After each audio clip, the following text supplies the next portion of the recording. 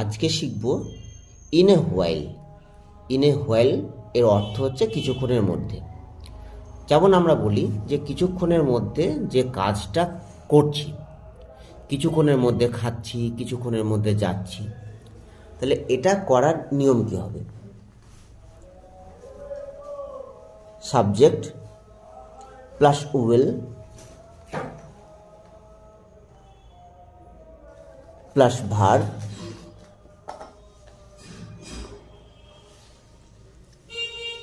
Plus in a while.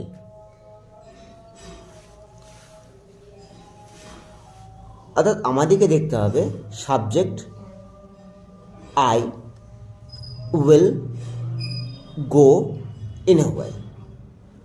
I will call